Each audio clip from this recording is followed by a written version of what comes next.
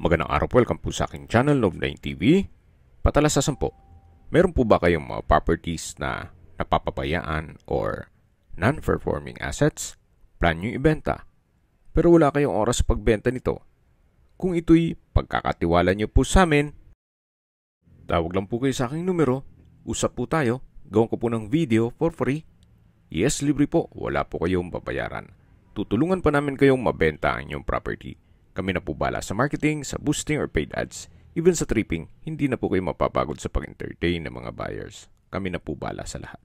Tawag lang po kayo.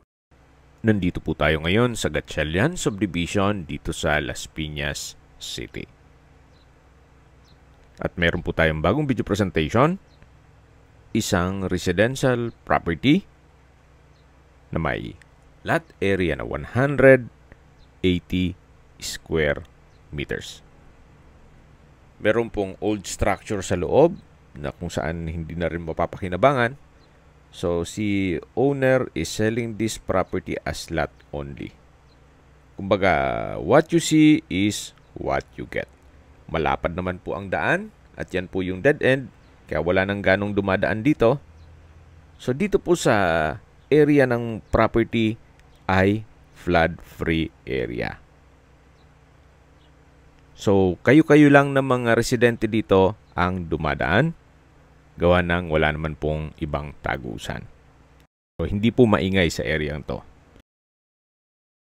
Ito pong property ay may lot area na 180 square meters. At tungkol naman sa dokumento, ito po'y titulado, buhay po ang may-ari. Kaya wala po kayo maging problema sa documentation o sa transfer ng title. Silipin po natin sa loob. So, yan po yung old structure. Kaya po nasabi ko, what you see is what you get. So, wag niyo pong pansinin yung mismong lumang bahay. Ito pong property ay patag na patag naman po at regular cut. Kaya usable lang po lahat. Kaya kung hanap niyo po isang lupang malapit sa Metro Manila, ito na po yung hinahanap nyo. Kaya po nang sabi ko sa inyo, ito po yung flood-free at malapit po sa lahat ng business establishments. Okay, sa distance, location at travel time portion na po tayo. Mula po sa Evacom, kung saan meron na rin pong McDonald's, Pure Gold. Malapit na rin po ang Universal College ng Parañaque. Ang distance is 3.9 kilometers at ang travel time is 13 minutes. Mula naman po sa Olivares College at Olivares General Hospital, ang distance is 3.5 kilometers at ang travel time is 12 minutes.